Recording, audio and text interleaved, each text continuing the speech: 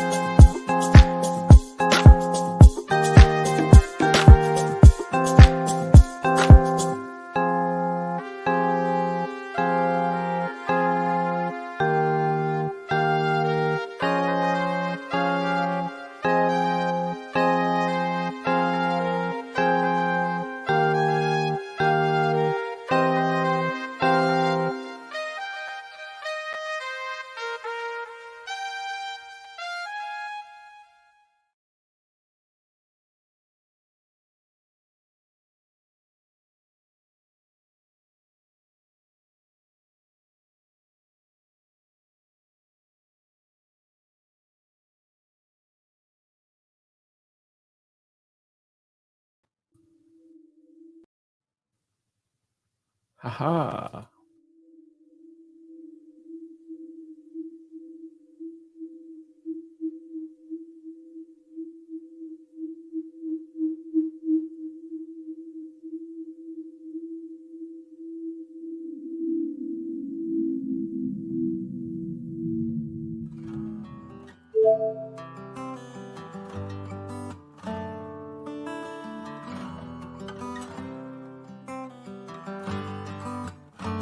In the den of iniquity, vicinity no pretty, calamity fi hit we any moment, what a pity. Tomorrow never certain, what dwells behind the curtain, the face of evil lurking with that shifty eyes averting. It's not a steady bubble, that either pop or topple, many will fall and stumble, let the dozers gather rubble. From LA to Colorado, Guinea to Burkina Faso, cannons could reach the towers and the troops will storm the castle.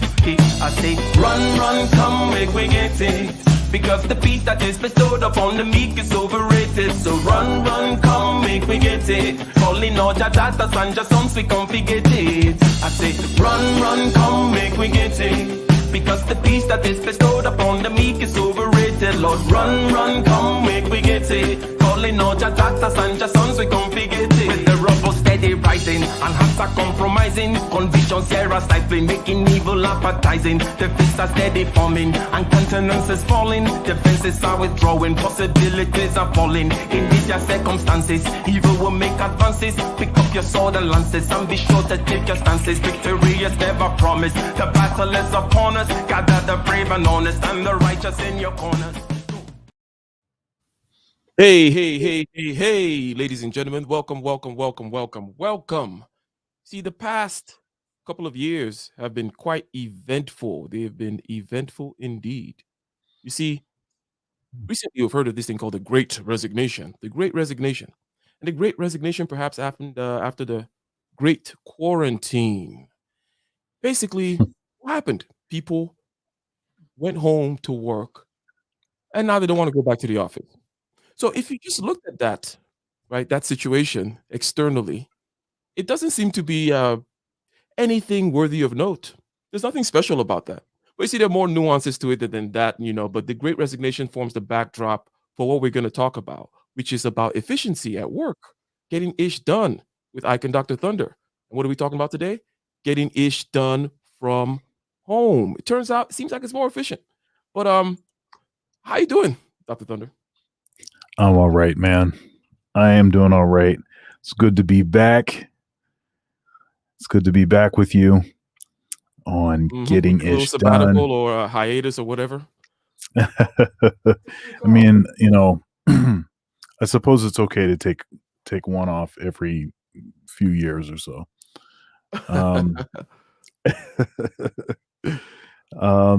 And you were on my channel on Sunday, this past Sunday, and that was a fun show. And Nice, indeed, it was. yeah. But yeah, everything is going well. My son has had a couple. He runs cross country right now, so he's done a couple cross country meets, and the second one went a lot better than the first. So he's making progress. That makes me happy. It's strange how much anxiety I have about him competing in these events. I don't experience that level of anxiety myself when I'm participating in stuff, but for some reason when he's doing it, I'm a hot mess. Yeah, so you're one of those crazy parents, huh? Over there, in the bleachers, yelling, freaking out Man, at the game. he's playing baseball. I'm over standing right next to, as close as I can get to him. I'm on the fence. I'm holding onto the top of the fence, leaning over. Stuff like, what's wrong with me? Oh, it's great. Indeed. Well, best of luck. Best of luck to the team over there. Yeah. So, what are your thoughts about what I said so far about the fact that it's not a surprise that people don't want to go back to the office, right? Because that is the first thing that, shall we say, so it seems to not be counterintuitive. It seems to not be a surprise. We're not surprised by the story that people went home and did not want to go back to work. They did not want to go back to the office. They didn't want to go back to the cubicle. They don't want to go back to the, shall we say, commute and all those other things that are associated with it, right? That's not a surprise. But what seemed to be a surprise is they're actually at home working. That's what Mm, the news is presented. The news is presented in a certain way that seems to say, well, it's counterintuitive that efficiency has been going up, productivity has been going up. Why? Are you yeah. telling me that these sheep don't need to be herded and watched over every second? What's going on with that? So, is it counterintuitive to you, Dr. Thunder? Let's start from there because there's a whole lot to this, okay? Whole lot to what's going on, how people may be able to take advantage of it. The other aspects too, such as there's some people whom turned work into how they get their social needs met. Let's not forget about that, okay? The whole office has become a whole thing in and of itself. There is a show called The Office, right? And That's there right. is, in regular parlance, the water cooler, right? Eh, Mhm. the office is legendary, quite literally, right? In our lore, in our parlance, in our idioms, the office is taking up a whole world unto itself. So we're not just going to dismiss it. We'll get there. We'll get there. But let's just begin with the aspect of, is it counterintuitive to you that productivity is going up when people are at home? What do you have to say about that? Uh, no. I understand why it's intuitive to others, but the kind of, uh the kind of career that I have, I set my schedule, I set my own schedule. Um, I go into, you know, to work, so to speak. I go into my office to teach lessons, and there's certain things that are on the schedule, and I have to uh, situate my schedule in a way to make sure that I'm up there to do those things. But um, and therefore, my schedule is not really a 9 to 5 kind of schedule. Mhm. So it's not counterintuitive to me because I'm a self starter and I don't require people to supervise me for me to be productive.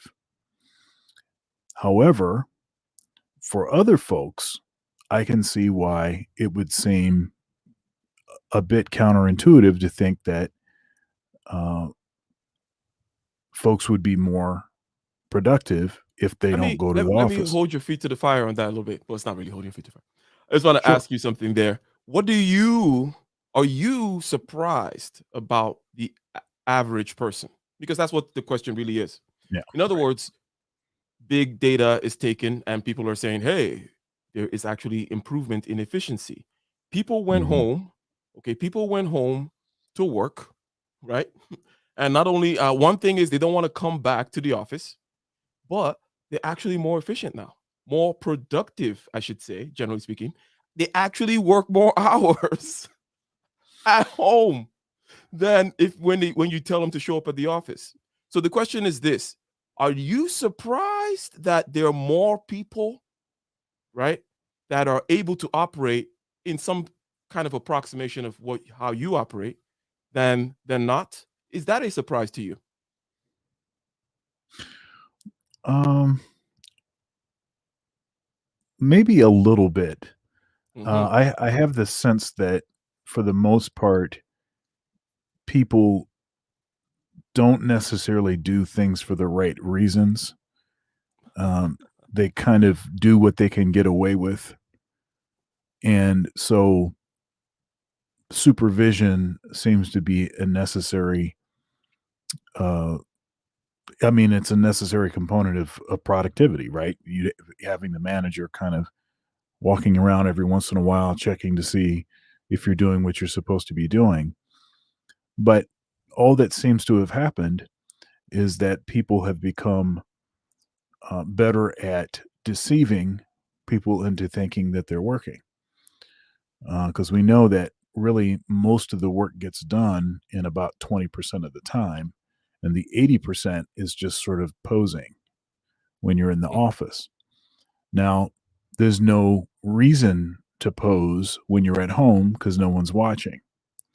So rather than wasting energy devising strategies to fool your employer into thinking that you're actually doing something productive, it seems that they're just actually doing some things that are productive. Okay. So let me go ahead and see here. So what you're saying is, look, if you give people a chance, they're actually going to make more right decisions than you suspected was the case. You said, generally speaking, and I agree with this, right? People, and that's me first and foremost, right? Me included, we tend not to do things for the right reasons, right? We Mm. need to be incentivized. Perhaps we need to play tricks on ourselves. Perhaps we need to bargain with ourselves, to force ourselves to get there, right? Uh, there for, by the grace of God, you get what I'm saying. That kind of a thing. But you're saying, hey, you know what? If you give people the opportunity to actually choose when they want to work on your spreadsheet, okay? Does that make sense to everybody? That maybe they like to work on spreadsheets at 1 a.m. while in their underwear and also watch a little bit of anime or listening to Dr. Thunder. Or maybe they like to do it with a little bit of wine while they listen to Kevin Samuels, right? So it's not Yeah. the 9 to 5 that in front of the computer without any distractions that you may want it to be. This person loves to work on spreadsheets while listening to Kevin Samuels tell people that they're average at best. That's how they operate. So you're saying that if you give people the opportunity, the chance, that they're probably going to arrange things more in a way that's more efficient for them. And this was perhaps a little bit of a surprise to you. Now, the reason I asked this question is because there's something else about, let's say, the media, the old media, because there's a technological aspect to this. Okay, this has a huge technological bent. The reason we're able to work remotely is because communication can now be done remotely, right? Work can be done remotely. Files can be transferred over, right? You don't have to have that file cabinet, right, in a centralized location where everybody walks to and puts in pieces of paper. No, you click a button, it goes to the OneDrive, all that kind of stuff happens. So, what am I saying about the technological aspect here? I'm saying that, let me take a step back. When YouTube started making long form stuff, right? 3 hours of stuff of Joe Rogan, let's say 3 hours of long form conversation. People thought, oh, that'll never go anywhere. Remember how they used to say people have very short attention spans? Hmm.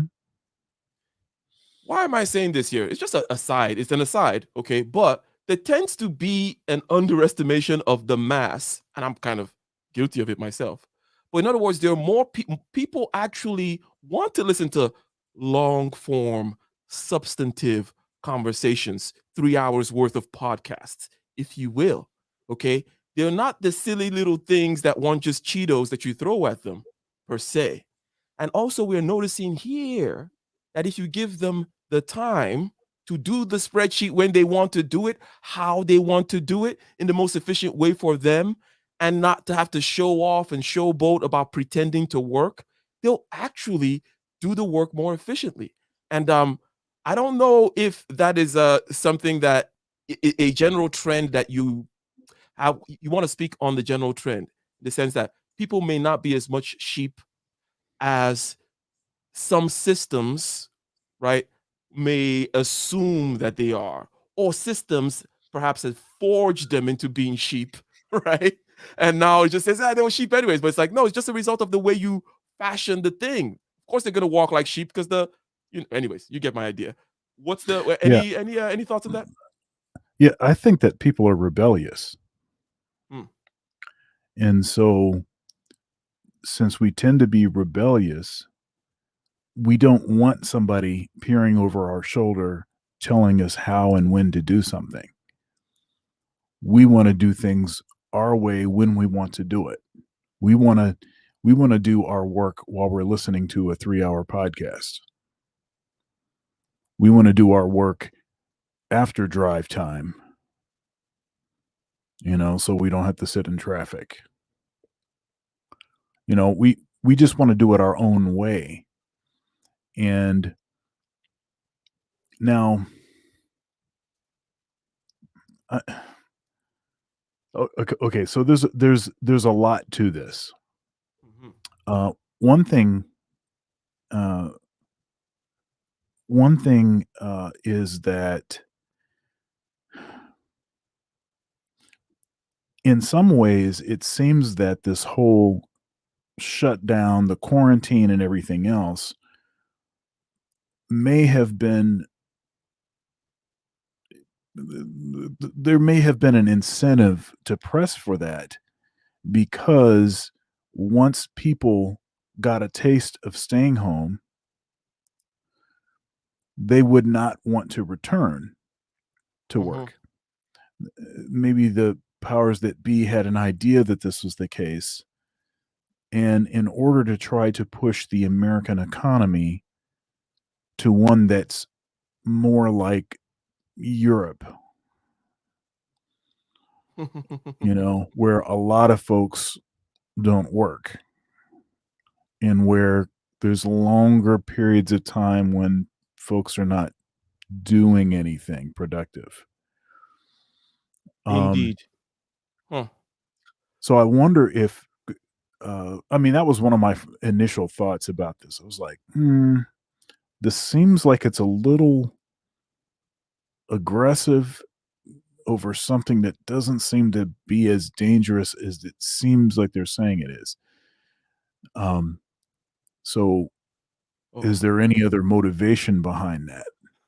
Uh-oh. And even this idea that you can't even get people to work now. I mean, um, I think what did you say? The great Resignation is what the they call it. resignation, right? Where the Burger King, um, where the Burger King, everyone quits at the same time.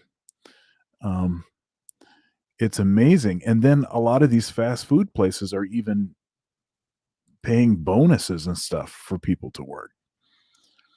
I have to admit that I was somewhat tempted by that $1,000 bonus that Wendy's was offering. So, good point there that you made regarding the, shall we say, seeming alignment of incentives. Now, let me say something.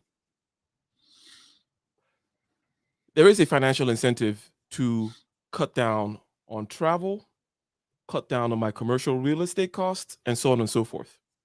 If I already see a trajectory, right, because of technological trends, I see a trajectory moving towards more remote things. I see a trajectory moving towards more decentralization, right? Mm. Whether it be cryptocurrency or the fact that, in other words, let's put it this way. Somebody likes to say it this way. He said, it all began with the electricity, starting of electricity, right? It's like when electrification happened, then it was just a matter of time. The whole connectivity, right? Decentralization and so on and so forth. Now, we already had the technology there. We already knew that, hey, why do we have these boxes? And we're going to get to these boxes, these offices, these cubicles, so on and so forth. Why did they exist in the first place? Somebody didn't just think, oh, you know what? It would be a great idea if we all. No, it was for a function, right? It served a function. We talk perhaps about Mr. Ford, Henry Ford, and the way he kind of revolutionized the assembly line and so on and so forth in the arrangement of things, the arrangement of production is about a function. We get that. We're going to get to why the office exists in a second.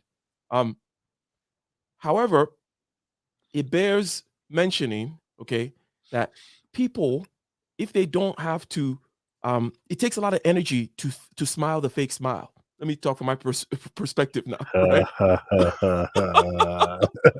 Can I get a one in the chat? Am I the only? Am I being bad here? Am I going to hell? Can I get a one in the chat? If you understand what it means, that it takes energy to smile the fake smile while you do the grueling work of spreadsheets. I don't know why I keep on referring to spreadsheets, but I think it's something that we can all equally despise. Okay. Having that fake smile there takes energy. Guess what? Having to put on the shirt and the this, and it takes energy. Having to sit in a certain way takes energy. Keeping your maybe you just want to be angry, mad dog in the screen, okay? Yelling at the podcast, saying, yeah, right on, get him, KS, or whatever it may be that you're listening to. while you work. Maybe you want to do it in your underwear and you don't want to have to do that fake smile, the fake greetings, and so on and so forth. Guess what? All that stuff also distracted people. Okay. I'm going to talk about why the office existed and not what again it turned into. Because a lot of people say, hey, how about the fact that people need to socialize? It's like people need to socialize 100%. But who said that's what you do? That's what the office is for, right? So let's look into what the offices were created for, okay? Just for a second here. And then I have a question for you, Dr. Thunder. Mm. But wait, you know what? Let me go ahead and show something. Let me show something. Because there's some piece of data here regarding the Great Resignation that perhaps we might want to look into. That I'm sharing. This is a video of mine where I shared this other video that I'm now going to share again. Shout out, fair use in store for So us. far in 2021, over 4 million Americans have quit their jobs as employers rolled out their back to office policies, a phenomenon coined by economists as the Great Resignation. And with the mass exodus of employees and a global labor shortage, the power tides are finally turning in favor of job seekers. Needless to say, our world has changed and things will never be the same again. So then what's next? What does the future of Okay. So you did mention that, hey, people are looking for people to work. It's hard to get people to work. She just mentioned, hey, the tides are turning in the favor of the employee, right? There's always cycles in the market. Now it's on the side of, shall we say, the supply side, the labor people. If you're an employee, you can say, hey, you know what? I don't want to go to work, that kind of a thing. Okay. Now, why did the office exist in the first place? Okay. Think about it. Okay. It's for communication. It really is that simple. Do you have anything to let's expound upon this a little bit, because we mentioned that the office is legendary, quite literally. It's in our myth. It's in our mythopoetic universe, right? We talk about the water cooler and the office and the work husband and the all that kind of stuff. It's so ingrained in us that we have forgotten, long ago forgotten why we even did that crap, right? So, of course, you wake up and you go to the office. Okay. Now, I say it's because of communication, because you need to gather people together, right? And you got to put them into these little boxes that say, in this cubicle contains the structural engineering information. That's where the structural engineer lives. You go there for structural engineering information and structural engineering work, right? Here over here is the boss, right? And we meet in this central room here to talk and so on and so forth. Because how else would you do it? Send pigeons, right? To each other. So just think about it. And it's telephony, to use that term, the telephone, telegram, telegraph, whatever it may be, right? That whole thing before now we have the internet, right? That whole electronic communication was not such where you could just be like, okay, you can sit over there and I can sit over there far away and we are able to call. It was not enough. Now we have more bandwidth to transmit more information. Again, I talked about file cabinets as well. File cabinets were actually the only way that you could finish that project and then take the documents of that project and file it into that freaking file cabinet, because there was no cloud, right? So that building there existed.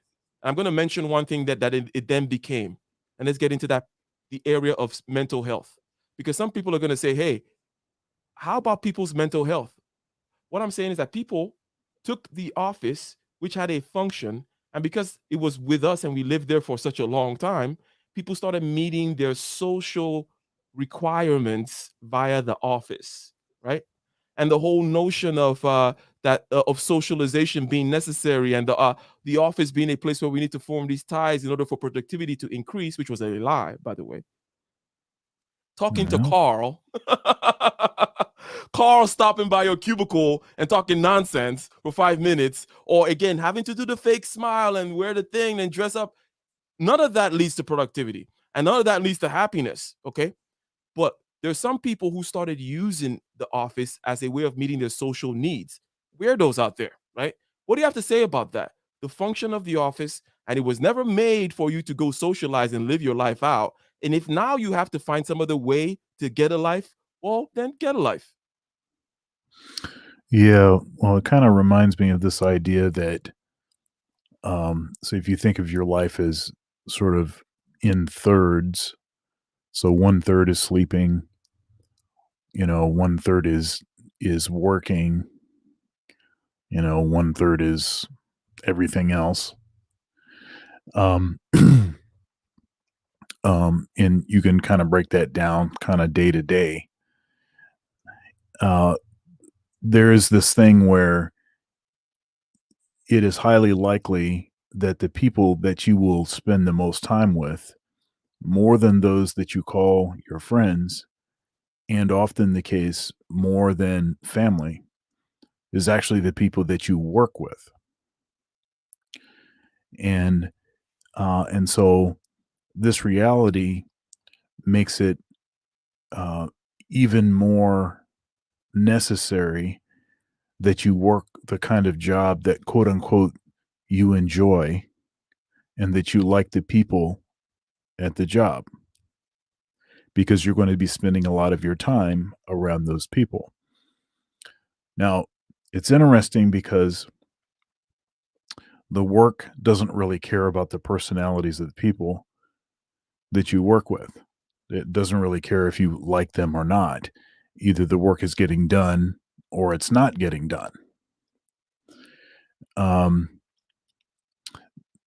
so, and if you think of now sort of returning to a time when there was when there was no office and people actually are spending more time with their family, and then because they found ways to become more productive, and maybe part of it is by utilizing technology, but part of it may be about you know saving time driving, and rather than being at work and then going and getting some fast food for lunch or eating at the usual location, you got a Monday spot, you got a Tuesday spot, you got a Wednesday spot, and all of that. You're actually just at home, and maybe you can actually eat with your spouse. Um, you can check on your kids, maybe be more involved in their schooling. You know, this seems like there potentially is a lot of benefits by getting away from being in a facility that is robbing you of one third of your of your day, Mhm, mhm. So, and then therefore dictating who is going to be the most influential people in your life. I see. Not the people that you call your friends and not your family, but the people that you work with. Hmm. Alright.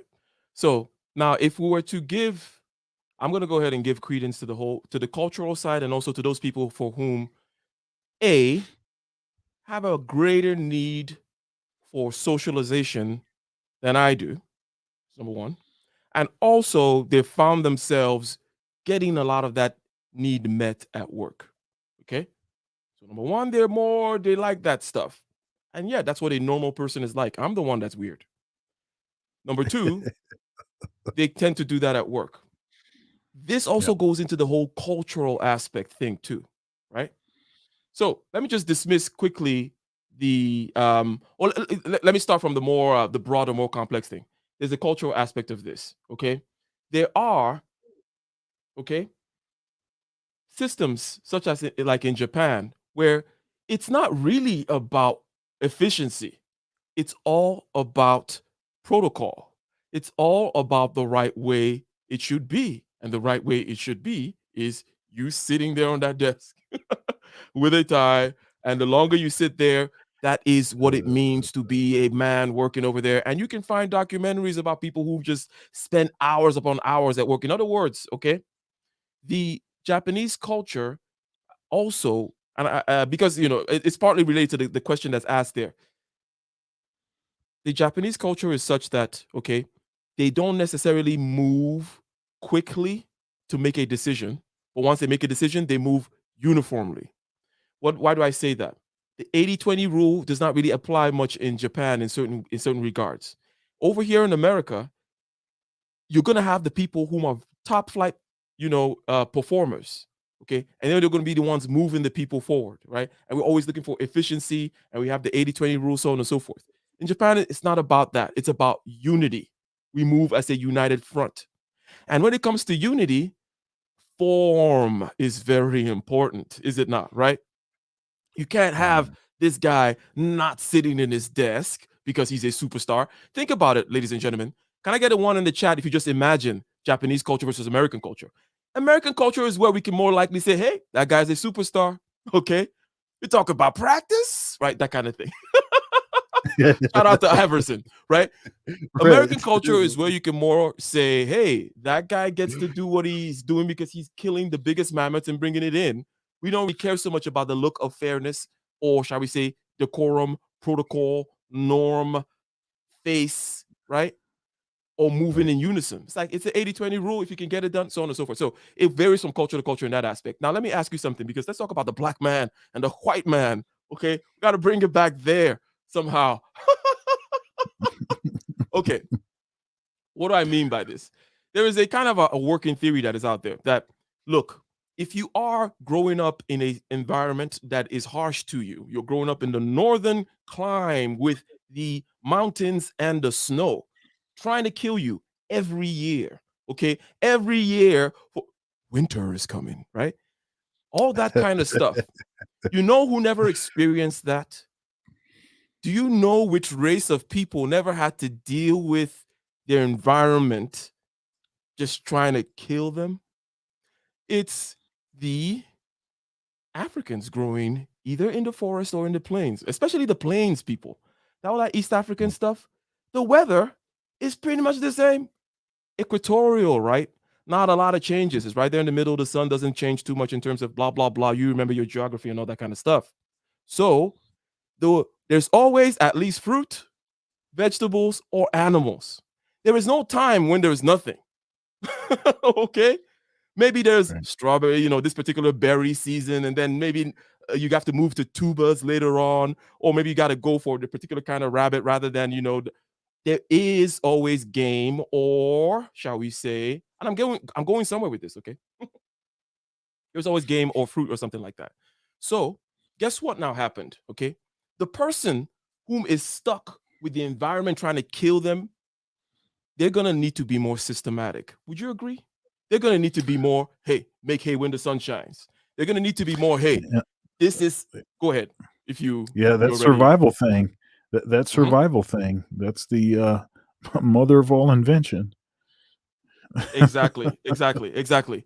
So, what am I saying here? Again, it's a anthropological slash evolutionary biology type argument that says, hey, the Germans are very German and very systematic because, hey, you're not surviving up there. You're not surviving up there unless you know how to fall in line with systems and do things in a systematic way. It does not take a Yeah. lot of thinking, in other words, as long as someone has already established the system. Okay. But guess what? Mm. When you're in the savannah, chilling with the rest of the Kisi tribe over there in shall we say in Kenya, right? Chilling, you can decide, just like Dr. Thunder, whether I'll hunt the antelope today or tomorrow, right? I can decide at the time. Things are actually a whole lot more loose in Oh. these kinds of climate. It's not only an African thing. You can look at, let's say, parts of the Mediterranean where people are just more chill. It's in the places where the climate is chill. It's like all those damn lazy Italians always just chilling and whatever. It's like, well, what do you want them to do? Things are comfy over here. We don't have to deal with your stupid what your worries are. Let us chill. So, how does this have to do? What the hell does this have to do, Ike, with the fact that people work from home or not? What I'm saying is this, okay? There's some people whom are more systematic, and generally speaking, you can see it in their culture. It's coming from that whole cultural conversation. You can see it in their culture, and then you have people whom are more intuitive, improvisational, if you will. And yes, there's a temptation for me to say, yeah, that's why the black man he dances and he does the jazz, and but that's kind of a far out, not very empirical. But you just for the point of painting the picture I'm trying to paint here, that Mm. some cultures, perhaps some races even, are more suited for this kind of, hey, you go out there and get the antelope on your time. Others are more like, hey, you come in and grats and fats and you're clocking and clocking, That's my German Yeah, nine yeah, nine yeah. nine. Oh, clock in, clock out, goose step, right? So Right. this thing, perhaps, what I'm saying is this, okay? That perhaps there's certain cultures that can take advantage of, you know what? Okay, let's go the other way, right? CP, color people T. CPT, color people what? Time. It's not just an African American thing. So Yeah. I'm saying, that guy that likes to chill in the Serengeti, deciding whether it's berries or rabbit or whatever today, because he never has to really worry about that kind of stuff. Okay, Mhm. when you tell him 8 a.m., 8:30, what it doesn't matter. But the guy in the Caucasus Mountain, okay, where things are harsh, you better do the things on time, because time is coming to kill you, right? Yep, Time is that's harsh. right. The climate is harsh, so on and so forth. So, generally speaking, there are different people who are better suited to operate in an environment that says, "Hey, you go do the killing, you go do the thing, you be more improvisational, so on and so forth." Is there any credence to this? What I'm saying is, hey, look out there. If you're actually out there from the plains of Africa, or from the forests of Africa, of Nigeria, or whatever you may be, or you're African American, perhaps this lends to your style. Maybe you don't like showing up at 8. You already know you got CP time going. You don't want to show up at 8 a.m., but maybe you get to shine now because you don't need to show up at 8 a.m. Am I crazy? Come on. No, and so this is interesting because I think it interfaces well with this idea of folks not wanting to go back to the office. So it's like, well, I figured out that I can do this on my own time, and I am situated with enough technology and enough, access to stuff like DoorDash and Uber Eats to sit in my house as long as I want to and not be bothered by folks if I don't want to be bothered by them. Um, and to digress a bit, uh, you keep saying this thing about, we're weird. Well, you said you were weird as far as not really needing to interface with people as frequently Be nice, Dr. Love. as others for like the whole social thing. Yeah, I'm the same. I'm introverted too.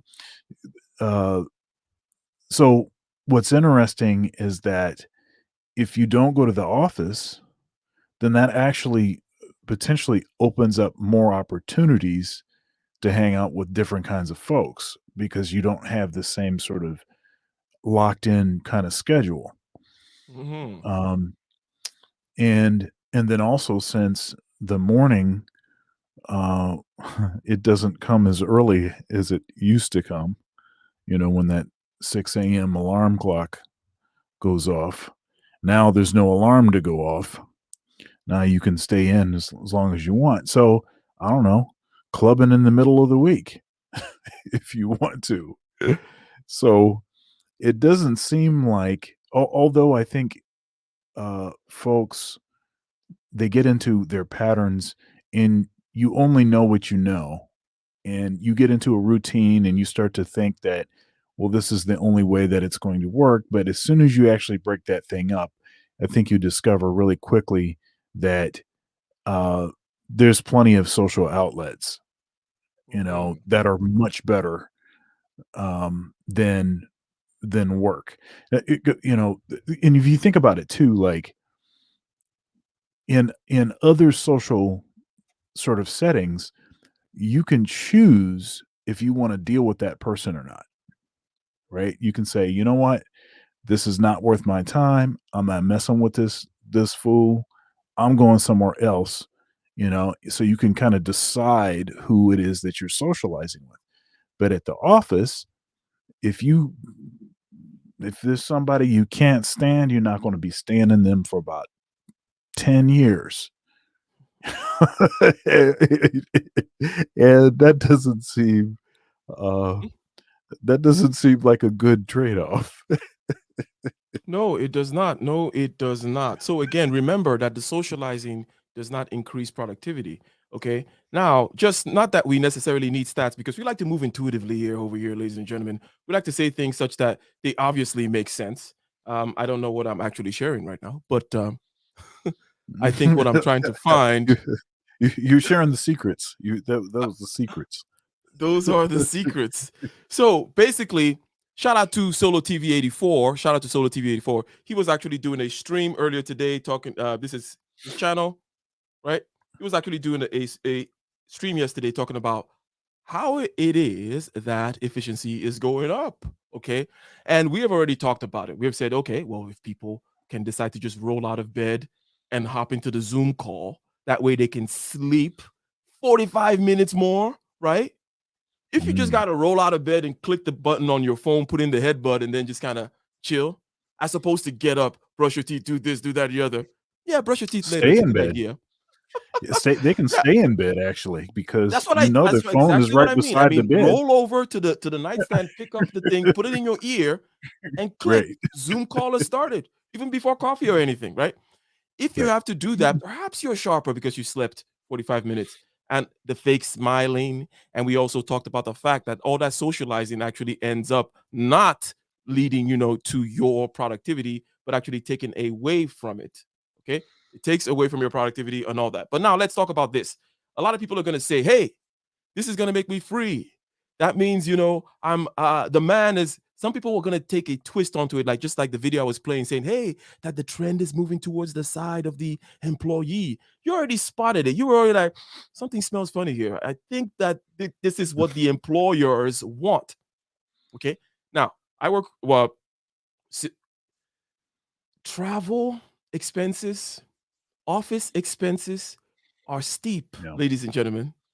Very If much so. people are now finding, companies are finding, because people they never go back. Once you cut costs and you see you can operate without this particular cost, why would you go back? Companies never do that. Okay. So they are finding indeed that there's much savings. And you have also I also mentioned that hey, there's technological trends, might as well use this, push this as a way to get you to a place where you knew that you were going to get to anyways. Maybe some people were more ready. Like, hey, Dr. Thunder, you and I, our company is more ready to take advantage of the coming decentralization, the coming remote working. How about we just accelerate the thing? That way we come ahead, right? That kind of a thing, right? If that'll be the meeting that went on with the secret cabal or whatever. But there is an idea, and perhaps let me see here. We have a guest because I opened up open conversation, ladies and gentlemen. You can go ahead and hop in. Um, there's an idea that people are going to look at this as a freeing thing, but you and I know that freedom that just means responsibility, meaning you got to do something. You're not all of a sudden just going to become an entrepreneur because all of a sudden somebody let you out the office. Like, what were you doing this whole other time? In other words, I think that people need to be more. Let's get sober for a second about telling people the things that us experts at self-starting and working from home and doing the entrepreneurial thing, the things that we have learned, the pitfalls that we have learned to avoid, the ways in which we actually maximize that efficiency and do all that stuff from working from home and traveling and so on and so forth. Let's get there next. But Kareen, I believe, nice to see you again. What you got for us on the topic and everything else that's been said so far? Hello, good night. Okay, I am working from home and I absolutely love it. And what you spoke about with the cultural thing, it's so true. My company is Japanese owned. It's huge. They're because I work for a steamship line and so they're all over the world, right? And the culture, they tried to force us in the America office to go back to work, but go back to the office, but there was a lot of pushback. And I found that with the Japanese culture, they want you there, but they're also afraid of like lawsuits and things like that. So they kind of backed off of that and made it voluntary. Obviously, most people did not volunteer to go back to the office, but working from home is great. I have the flexibility. I do put in a lot more work, but I don't Mhm. mind, because Mm. just like Dr. Thunder mentioned, the rebelliousness in a sense too, where I think people don't like to be controlled. I don't like to be controlled. So when I get up and I'll start my day sometimes at 6, 7 or whatever, because like I mentioned, the company's international. So I try to Mhm. like be able to get a hold of my colleagues, say in England, for example, before their day's over. I take that personal responsibility to do that now versus if I was being forced to do it. I'm feeling like, I am making that decision on my own. So I put a lot more effort in it because I'm not pressured. How do you deal Uh, with are you one of mm. those that do not need a lot of social interaction, or you just never used work as the means of satisfying that need? Or how do you deal in general with what people may say regarding, being able to interact at work and Oh, or listen mhm. to Karen yap, as you mentioned in the chat? Yes, I'm a weird introvert in the sense where I will talk your head off all day, but I don't like being around a lot of people. And I select the people that I choose to interact with. So in the office, most of the people there I prefer not to interact with. I want the choice of who I interact with. So I definitely don't miss that. And having to do the fake smiles and having the discussions and things like that with folks when sometimes I'm just not in the mood. And what Mhm. I'm finding too, and or what I'm thinking about, and I wanted to get you guys' opinion, like for example, Black people in the corporate environment, right? I think we're doing better working from home and how we're viewed, in the sense where now you're doing your job, but they're not even looking at Kareen as a Black woman. Kareen is just a producer, versus when I'm in the office, they're seeing me every day. I am a Black woman. I'm a Black woman from the Caribbean. It's evident while I'm there, but while I'm working from home, they're just looking at the results and not so much the individual itself. Very good point. Very good point. So the halo effect, if you will, um, those for whom, the golden boys or the golden girls or whatever, those whom, shall we say, benefited from being seen. Mm-hmm. Mm-hmm. Mm-hmm. Oh, they're gonna take the L, as they say in that regard. But then others can actually take advantage. That is interesting. Now, Dr. Thunder, any thoughts with regards to what Kareen has said, and also this whole idea of people needing to take advantage of the fact that now they can work remotely and there's technological blah blah blah, and that it's not just freedom that is going to lead to them getting to some kind of utopia without much effort on their part. There's really only uh, maybe a few activities or institutions that need to actually meet in person, um, maybe due to their mission and or due to the nature of what it is that they do. So, so obviously stuff like uh, musicals and bands, concerts, so aspects of the arts. Then they would actually need to congregate. They would need to congregate enough in order to perfect the art, and then in order to uh, display the art, um, I think that probably concert hall venues are still necessary, because whatever you want to say, there's still nothing like actually being in the space when great art is happening. Mhm. Another one I think is church. So places of worship where um, there is, uh, in particular, something physical that is taking place. So I know a lot of Protestants and stuff, evangelicals in particular, have tried to say that, oh, this has been really good for the church because we can reach out further. Well, for liturgical style churches, with that, as I would describe them as being the first multimedia experience with, smells and bells and actually participating in the Eucharist and all of that kind of stuff. I think that it would be necessary to be present for that, Mhm. but not necessarily present for stuff like meetings, uh, you know, stuff, or even congregational meetings where you're talking about like the church budget and stuff like that. Not necessary to congregate for that. So I, it seems to me that if we fully embrace maybe what this uh, quarantine has taught us about, productivity away from the office, I think there's a way to still have, things that people congregate for, but it doesn't need to be the thing that they do, quote unquote, 9 to 5. Mhm. Good, good, good, good, good. See, there was a question on the chat earlier, and I'm going to comment on it and ask if Karine and then you have any thoughts on it. But definitely on the whole thing of the art thing.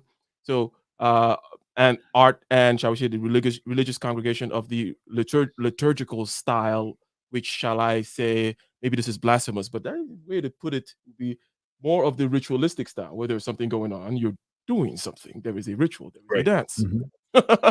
right? Hmm. Um, and I like to combine those two things, right? Art and religion. So when I mentioned the art, Yep. for me, I'm just It's really kind talking. of the same thing. Yes, Yeah, I exactly. agree. If you mention the art parts, like and religion, because of all the art reasons I just gave, right?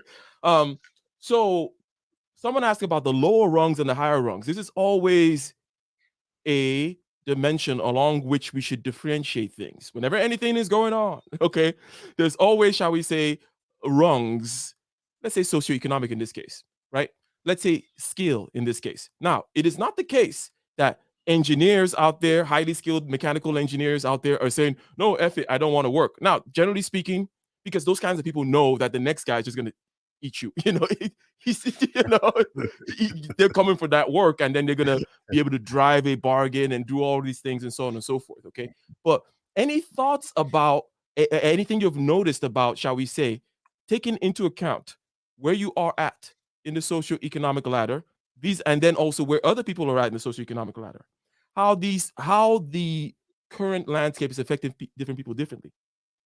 Because I just give one example whereby, yes, there are a lot of people that people are finding it hard, employees are finding it hard to hire people, but only at certain levels. Other people may benefit in the sense that maybe they're able to drive a harder bargain and get a better salary, but things maybe even getting more competitive over there. Also, not everybody has the kind of skill that's valuable enough for people to need you remotely.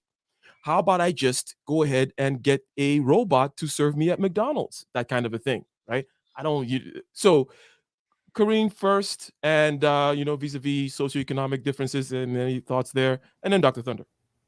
Yes, definitely. I think based on where you are in your career, I think it does make a difference.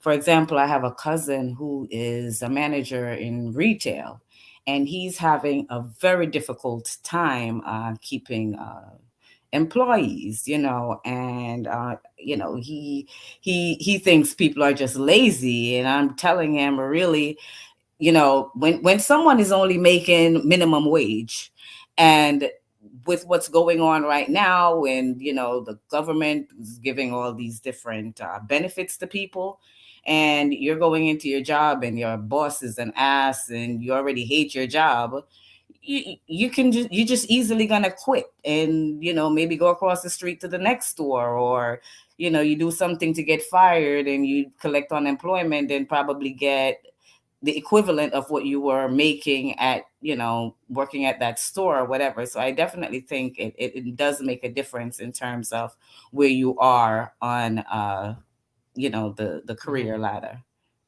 Indeed. Dr. Thunder, any thoughts? And then next, what I want to do is we're going to get into pointers. You, Karine, mentioned that you like to be at home. You are that introvert. You're well practiced at that. Another person is Dr. Thunder here, and I'm the third, and we all have tips and pointers. So, any ideas on the socioeconomic differences and how it affects, or any thoughts on that? And then there's something I want to play, and then we'll comment on the tips that we may have for the people. Yeah. So it's interesting. So the incentives. So the government is definitely incentivizing people, especially uh, people that aren't making as much money, to stay out of the workforce. It's definitely doing that. I mean, um, Hmm. Good point. what is this? What is this? A $250 check everyone's getting? What, whatever per child? That's just an example of uh, a way that the government is sort of um, trying to convince folks that that job, whatever that job is. I mean, you hear these stories frequently where such and such a person is making more money sitting at home than this other person is making working. And that seems to be mostly at the lower income level. Because, frankly, the government wouldn't be able to afford to pay someone that's making, 150K for them to stay home. But they can afford to, well, they can't afford to do most of the stuff that they're doing right now. That's the difference. That thing's going to come back real quick, and it's not going to be winter is coming. Yeah, all right, that's all I got on that. Okay. So, ladies and gentlemen, let's talk about efficiency now. Let's talk about effectiveness. Okay, I gave some people, perhaps. I said, hey, if you're Mr. Color People time out there, maybe this is your time to shine. I gave some maybe half-cocked story, some psychology, evolutionary psych slash evolutionary plausible story about why, hey, you know what, if you grow up in the, maybe color people time has an evolutionary basis. And if you're not growing up in the mountain that with the winters that are going to kill you, maybe you don't have to be that systematic about time. What's the difference between summer, January and November, 2 p.m., 9 a.m.? Doesn't really matter. It's not a consequential difference to me. In other words, I know where the sun is. I keep track of it. But is it consequential? No. Right? So another thing I'm going to say is this. This offers a great opportunity for those people, right, whom can take it. Number one will be the entrepreneurs. I'm going to show some, I'm going to play Nomad Capitalist. Shout out to Nomad Capitalist. Let me go ahead and share this right here. And with regards to tips on working from home, tips for traveling, so on and so forth. And we can talk about ours, how we deal with the efficiency, how we deal with, do I get a stand-up desk? Do I use a sit-down desk? Do I work on the changing of locations in order to, help re-inspire me and so on and so forth? How do I deal with this, that, or the other? Right. So let's go ahead and see what our friend has to say here vis-a-vis a few of these topics. And so lesson number one that I can tell you that I've learned over the years is that travel does take a toll for a number of reasons. Remember the first flight I took as an adult. We traveled a lot as a family when I was young, but as an adult, my first big trip was to Norway. I went through a lot of effort, and if you ever think back to when you started traveling, you really got into that first trip. I think I planned that for almost a year, down to the detail of where I was going to go. I even learned some Norwegian because I was so excited about going and kind of connecting with part of my heritage. Now, I mean, literally earlier this summer, Mrs. H and I were taking a flight from Belgrade back to our home, our summer home in Montenegro. We're such veterans of this. We forgot to check in for the flight. They canceled our ticket, and we had to book a last-minute business class ticket. It was very expensive. So, the experience you're going to have with travel changes over time. And what I can tell you from my experience is you just start to notice the little things. You start to get annoyed with the airline. You start to get annoyed with how, they changed the aircraft. Now your good seat is not very good seat. You start to get frustrated with hotels. I can tell you in over 2,000 nights of hotels, the entire veneer of hotels is gone. And now for me, I just see a bunch of failed diplomats blathering and repeating every single line from their playbook. There's nothing sincere about it. And, when you first stay at a hotel, it's exciting. It's exquisite. Oh, the Ritz-Carlton. Now I just, I don't really enjoy it as much. And I think that if you're going to be traveling and working remotely, you can either, jam all the excitement into an, earlier on, right? So if you travel more slowly, if you take things more slowly, then you can prolong the excitement a little bit. If you've done what I've done, after a decade plus, I'm just done for a while, right? I see all the little cracks in the system. And so understand. Okay. Generally speaking, this is about travel, okay? Travel has many different aspects, and I think that we're gonna have different takes on it. One thing that first comes to mind here is that now I'm not traveling as much just because of, certain restrictions. People still mask, no mask, so on and so forth, right? But I used to always travel to Seattle and Portland and sometimes Vegas for work and stuff like that. Okay. Out there, trying to convince people to buy stuff, trying to convince people to get into certain deals and what have you. So here's what one thing I would always do. Okay. I would travel on Sundays.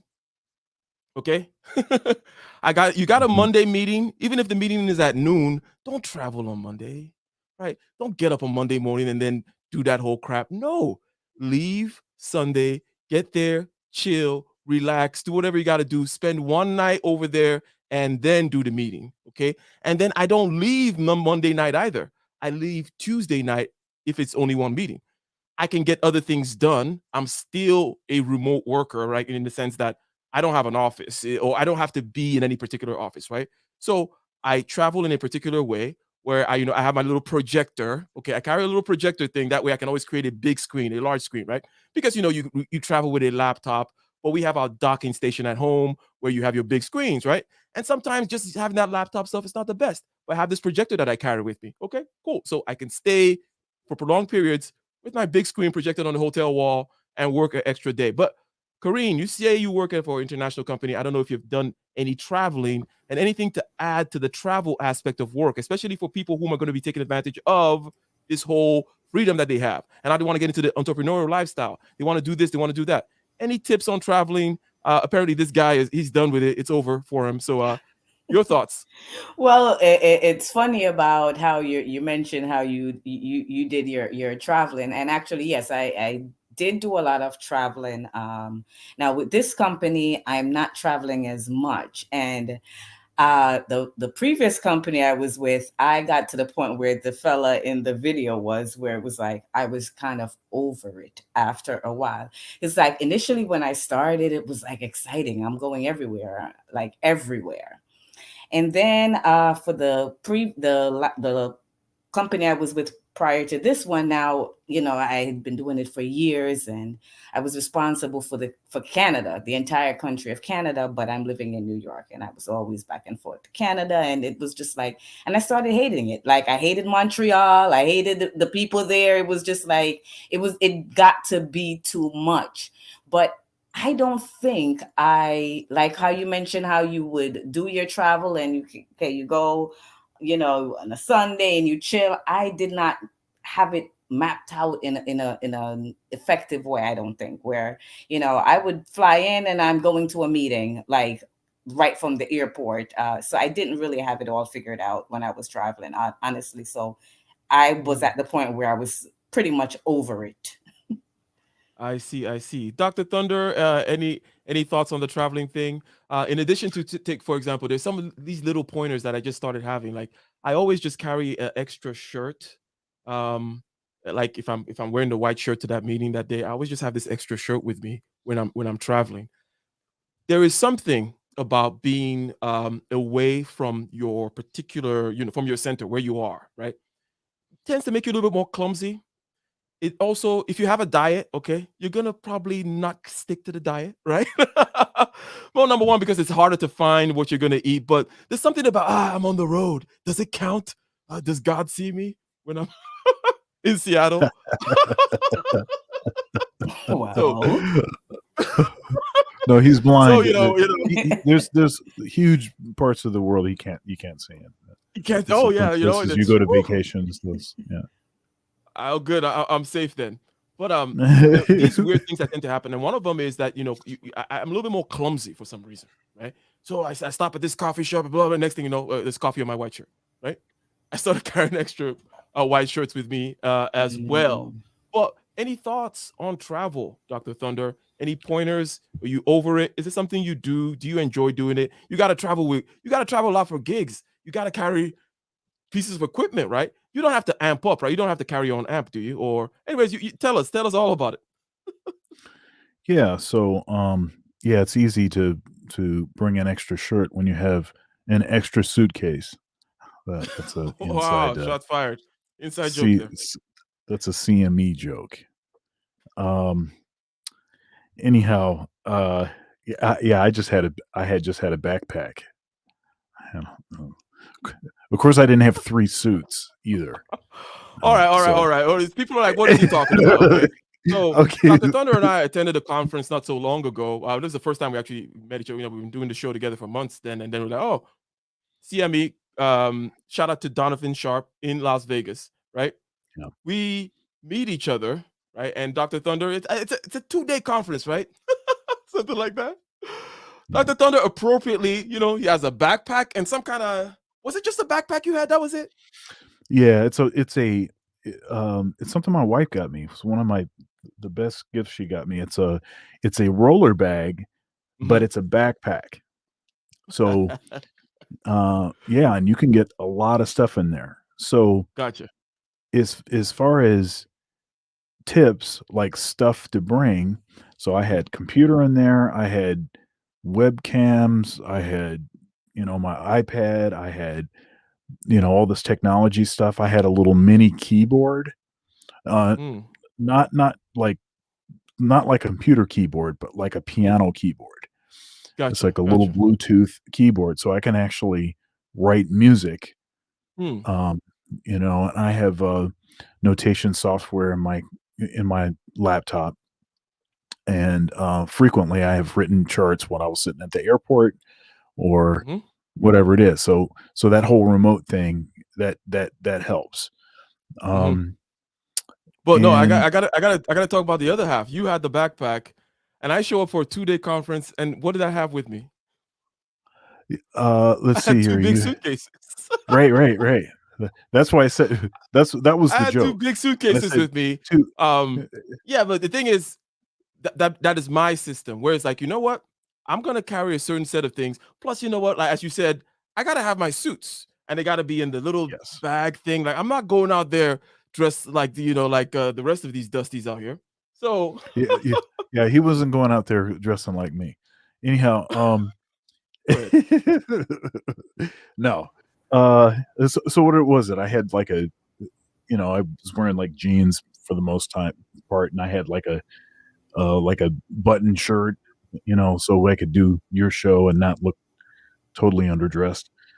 Um, but yeah, I mean, you have to travel with instruments, so I have special like flight cases where the instrument won't get damaged.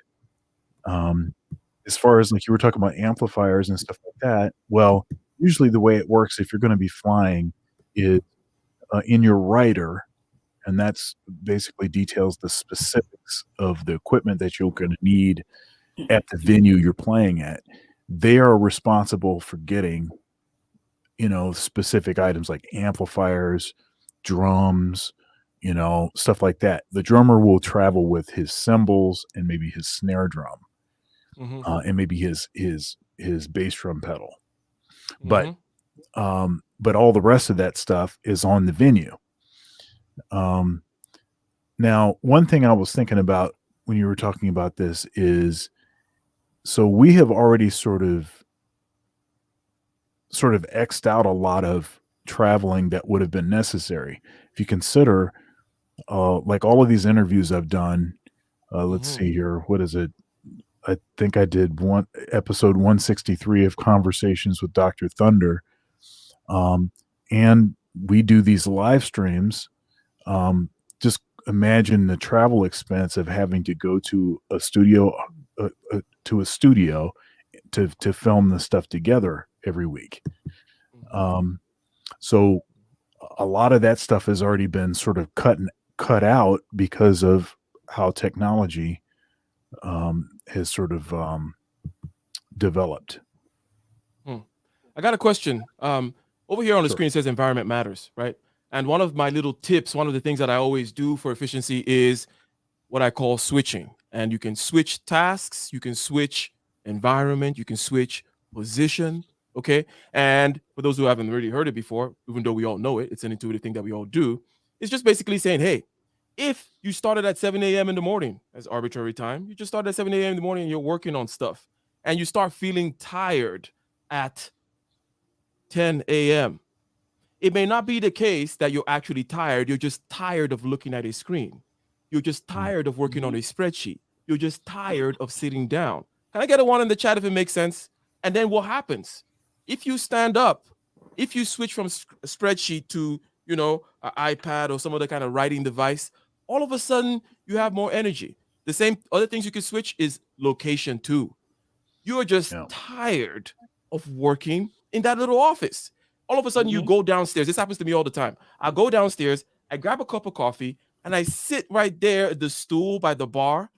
And I'm like, I'm like, oh yeah, I'm ready to work again. It's like, I want to work here rather than there. You go to Starbucks, you go to the library, you switch locations. So environment matters. So, Kareen, do you have a couple of places that you work at in your office, home office setup, in order to kind of manage that thing where, whether it be from the bed to the kitchen or whatever. Hot tub is another favorite one of mine, as a matter of fact.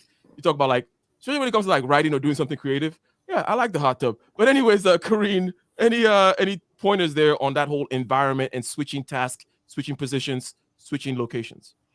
Well, yes. So typically, though, I have an area, a room in my home, an area in my home that I work from, right? But based on what's going on, for example, if I'm going to be on a long meeting that's going to last a couple of hours or so, I usually sometimes just take it to the bedroom, and I'm just got the pillows, and I'm just laying in my bed propped up, and have my camera off, of course.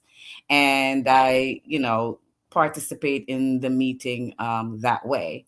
I also break up the time sometimes where, I'll start working, then I get off and make breakfast. And then, I make lunch later on. And, so I switch it up, but I usually, have an area that I work from, but just based on certain tasks, then I might go to the bedroom or the living room and watch some TV while I'm working or whatever. I don't have a hot tub. If I did, I probably would be there too. There you go. And actually, there's a travel aspect of that too, where I'm not one of those. And another thing too, when we talked about the socioeconomic thing, it tends to be the case that the higher up in status you are, the more you're doing something you actually want to do, shall we say, enjoy doing or whatever, something like that. You get the idea, right? You're like more of your own boss or more autonomy, whatever it may be, like that, right? So that part should never be kind of because when people speak from a particular position, sometimes it's hard to see from the position for which you speak, but I get it. The silly people would say check your privilege and all that crap, but that acknowledged. So I don't like to, in other words, I don't see the whole idea of stopping to work is what I was getting at. Some people say, well, easy for you to say. Well, yeah, sure. I'm kind of I'm lucky in the sense that I like doing what I do. And that includes all the things that I do, whether it be YouTube, engineering, selling, whatever else. I just like it. Okay. So I'm in Accra, Ghana, right? And I'm on vacation. Not technically, right? You're sent the emails, I'll be away. But I'm in the hot tub, right? Chilling, beautiful scenery. And I'm working, I'm responding to emails. And the thing that a lot of people say that, a lot of people would say that's unhealthy, right? Which is very an uncritical thing to say, as though there was some kind of mysterious thing about not communicating about the business that you're in. In other words, I always like to say, what is work-life balance to a farmer from the 14th century, for example? No, he's a farmer. He does farm stuff. He wakes up to the chickens and he goes to the bed with the whatever, and he takes the milk from there is no work-life balance for him when he just, today, no, I'm not thinking about chickens today. Today, I'm not, it's like, that's a new concept. It's a foreign concept, and I think also it's a mind trapping concept. It's a very matrix concept where it's like, oh, here's this box is separate from this other box. Compartmentalize your life this way. It sucks so much that you got to forget about it. It's like, look, if your work sucks so much that you can't chill in Accra, Ghana, in a nice hot tub and send emails, then there's something wrong. Now, with regards to environment, Dr. Thunder, is there any particular thing when it comes to, where you work the best? Do you switch task and position and so on and so forth? I know you have perhaps several offices or several studios, right? How do you work that whole system? Yeah. So, usually I have had 3 offices. So I've had an office at church, the church that I would be working at. I have this office, the one I'm in now. And then I have the one at, at the school I teach at. And all 3 would be set up in a way that I could actually do most of the same stuff in. So they'd all have a computer keyboard, a computer with a big screen. I'd have the laptop with me, but something I can just plug in with like a docking station or something. Some kind of MIDI controller, so I could write music if I wanted to. A good internet connection so that if I needed to stream or to do some sort of meeting or something, that I could do it there. And then, I didn't realize until fairly recently, or maybe was it that I didn't want to admit that environment made a difference in my creative process or my ability to do work. I was like, kind of like, it's like a sign of weakness or something that the environment would have an impact on. Alpha my way through any environment. What you talking about? That's right. So it was that kind of thing. And then I started recognizing that, man, it really does matter. And so getting stuff, one thing that is interesting is, okay, so you spend all of this time getting I spent all this time getting this space that I'm in right now set up to be able to do certain things and to look a certain way. Mm-hmm. Okay. And you can't have that everywhere. So traveling or going to the office and all that other stuff, all it does is take you away from the space that you've set up with basically the sort of ideal setup, so there is that, but there is the thing also where, I'll be up in the family room, in my house, there's a big TV in there, and, somehow I feel like sitting in there for a while and maybe more productive, at least momentarily. So yeah, it's interesting that the environment thing is interesting because one reason it's interesting is because we seem to be making arguments on both sides of this, productivity at work or not thing. So in one way, we're saying the environment doesn't matter, and if we can control what it is, where and how we're doing things, then we'll be more productive. But then on the other hand, we're saying that the environment can actually lend to productivity, at least momentarily.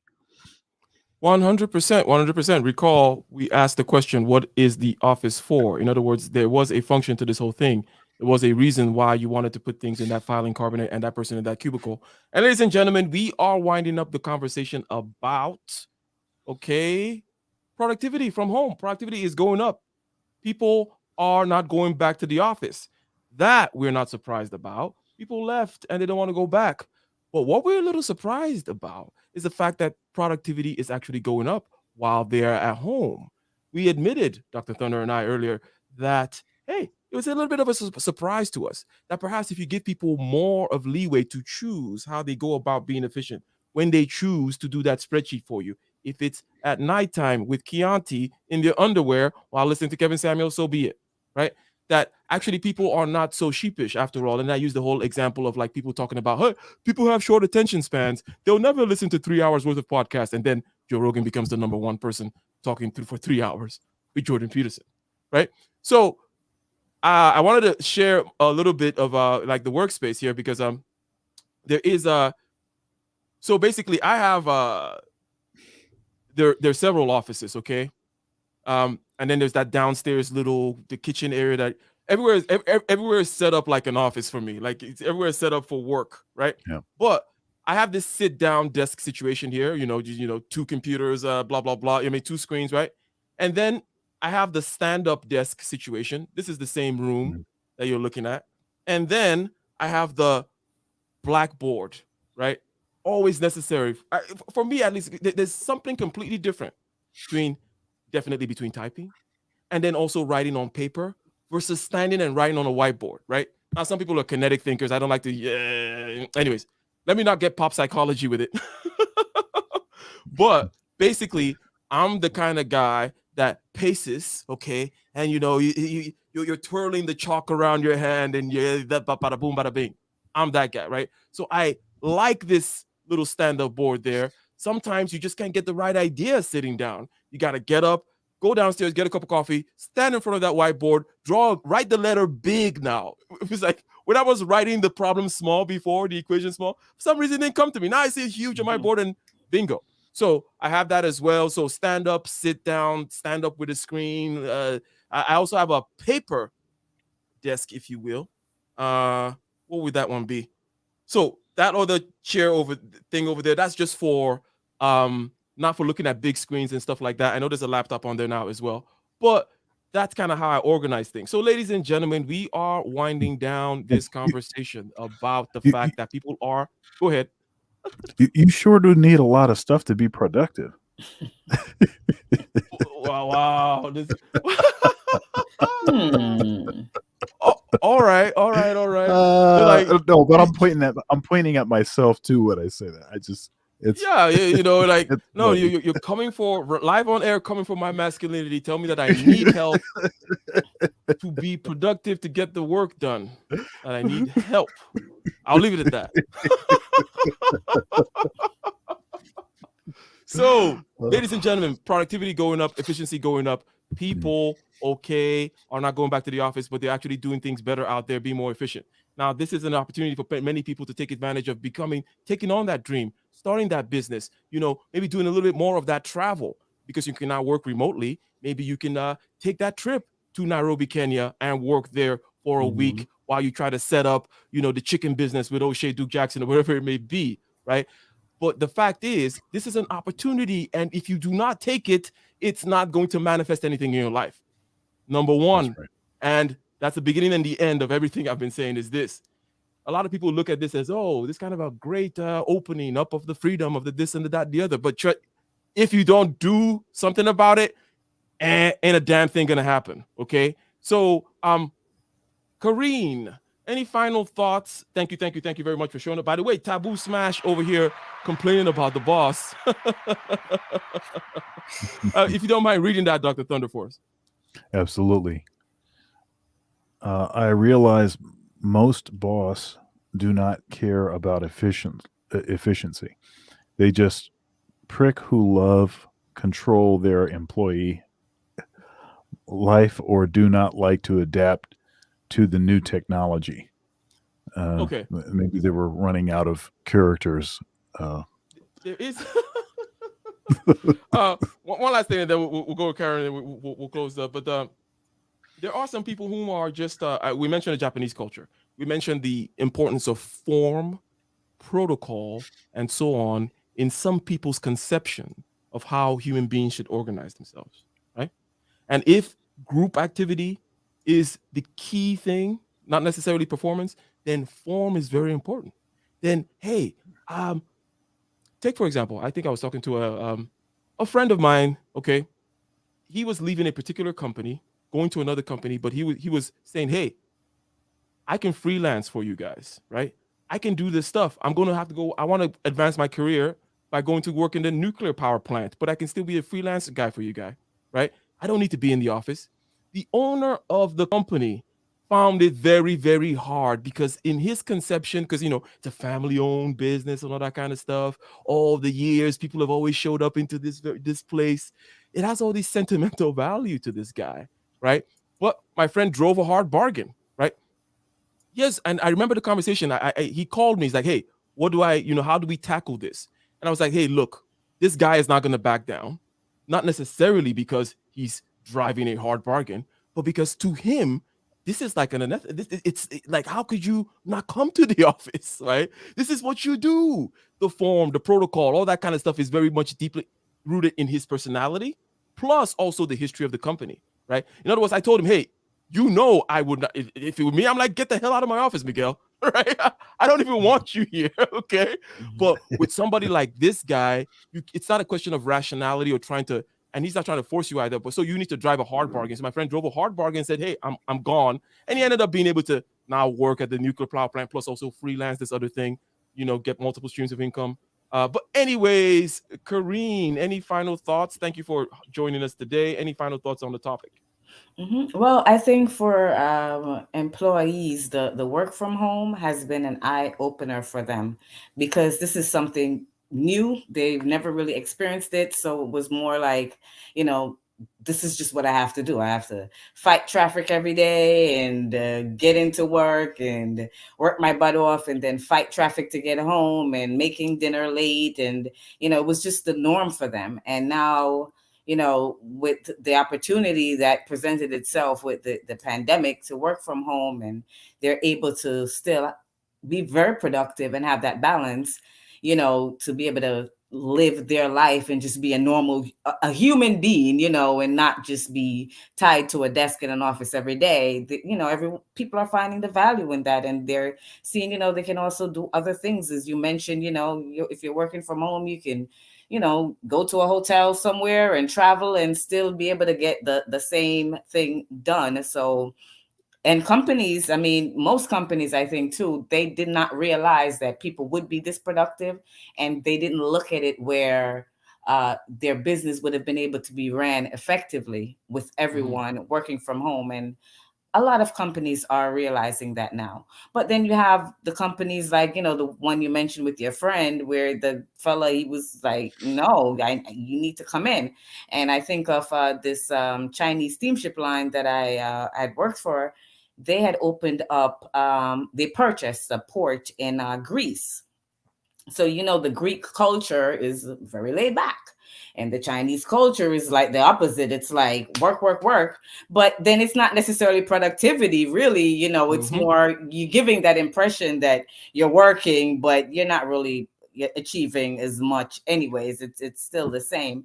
And the Greek workers, they couldn't take it. It was horrible. So NPR had, did a story on it, and eventually the Chinese company just pulled out of that port because they were like, "No, these people are lazy." That one of the fellas, the president of the company mentioned, he was like, "The Greeks are lazy." That was his thought process on it, So some companies are just going to stick to their thing, but I think a lot of companies are realizing that you don't have to like whip people to do the job. If you give them the freedom, they'll do it. Excellent, excellent, excellent wrap up there. And Dr. Thunder, what do you have for us? I can read the super chat for you real quick Mm-hmm. first, and that's from Walt Joe 100, $5 super chat. Thank you very much. And interesting discussion. Dave Ramsey's came with a show and data. He's got data in quotes to the contrary of this. I'll check that out tomorrow. As a matter of fact, I might review that tomorrow with Joan. I find that interesting because I know that there are all kinds of nuances to, we all know there's all kinds of nuances to data. And we've also kind of already highlighted that, hey, there's different kinds of workers and different kinds of industry, right? So if you're in the financial sector where everybody, or like in the insurance sector, where everybody already was kind of half working outside the office anyways, things are going to Mm. play themselves out differently than people who were definitely office cubicle people 100%, and now they're finding it difficult to manage themselves outside of that, right? So I would like to I see where he brings in the yeah. yeah, I also wonder, with that too, 'cause, um, so my wife, she's an interior decorator, and she's got her own dance company, and so, and she makes, like, repurposed art and like this, and so she's got an office in the house, and often she has said that she's had a challenge, uh, with being as productive as she wants to be because of the sort of, because of the fact that the office is in the house, Mhm. and so, I wonder uh, that sort of psychology associated with, the location of the work, as being separate from the home, if that Mhm. would be, even mentioned in Ramsey's sort of in his quote unquote data. So it I'll seems like find that out. I'll find out. that's I like interesting. beefing with Dave Ramsey because I find a lot of his approach to be very I'm talking for the common man. And when people do that, not that it's a bad thing to say I'm talking for the common man. When people do that, they tend to go broad strokes, right? They don't want nuance because, as you mentioned before, or actually yesterday in some stream, you hopped on and mentioned the whole, well, nuance is a privilege for those whom are sophisticated, perhaps educated, so on and so forth, right? Yeah. So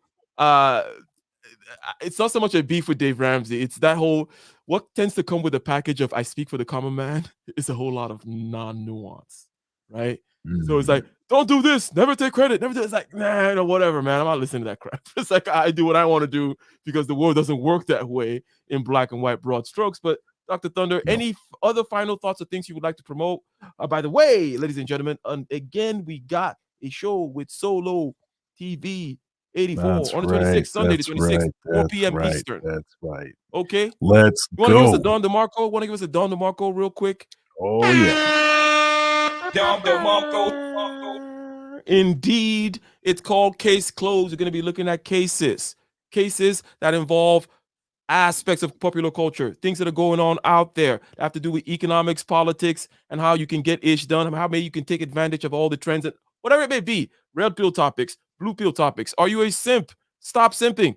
Whatever it may be, we're going to have a case. We're going to have a panel. We're going to discuss it. We're going to come to conclusions. We're going to vote. We're going to have a good time. Starting Yeah. weekly, Solo TV 84, starting 26th on Sunday, 26th of September. Anyways, go ahead. Do you have anything to add or promote, shall we say?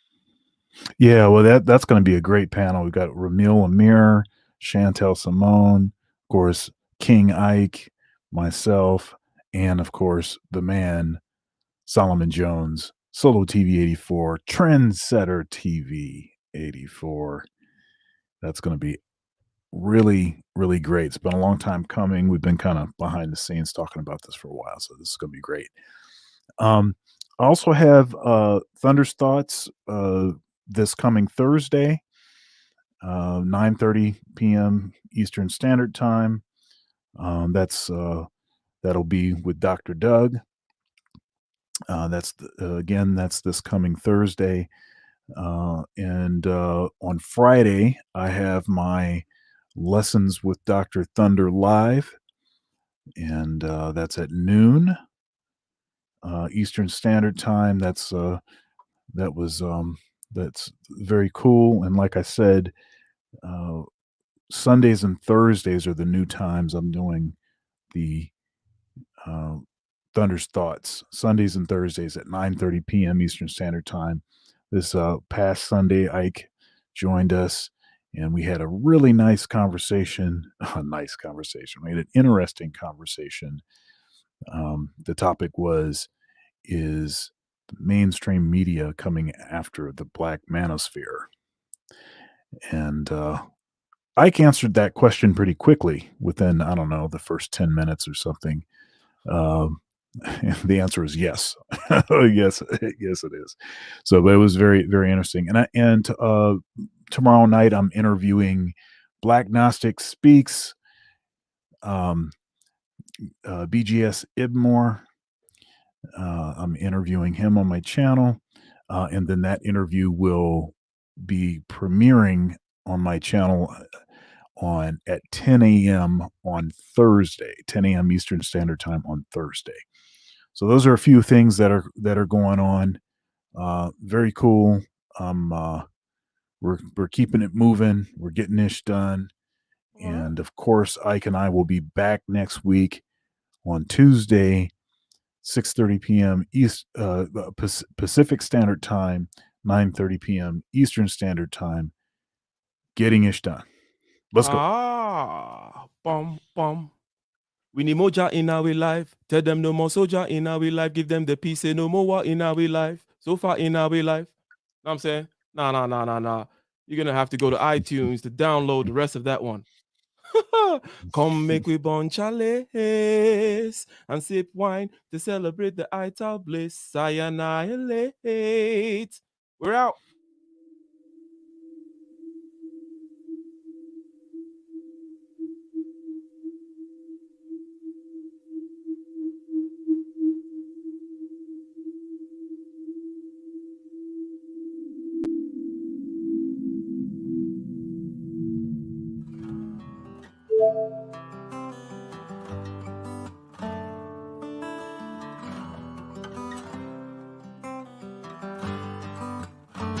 In the den of iniquity, vicinity no pretty, calamity fi hit we any moment, what's a pity, tomorrow never certain, what dwells behind the curtain, the face of evil lurking, with that shifty eyes averting, it's not a steady bubble, that either pop or topple, many will fall and stumble, let the dozers gather rubble, from LA to Colorado, Guinea to Burkina Faso, cannons could reach the towers and the troops will storm the castle, I say, run, come, make we get it. Because the peace that is bestowed upon the meek is overrated. So run, come, make me get it. Calling all your daughters and your sons, we come forget it. I say, run, come, make me get it. Because the peace that is bestowed upon the meek is overrated. Lord, run, come, make me get it. Calling all your daughters and your sons, we come forget it. With the rubble steady rising, and hearts are compromising. Convictions here are stifling, making evil appetizing. The fists are steady forming, and countenances falling. Defenses are withdrawing, possibilities are falling. In these your circumstances, evil will make advances. Pick up your sword and lances, and be sure to take your stances. Victory is never promised, the battle is upon us. Gather the brave and honest, and the righteous in your corners.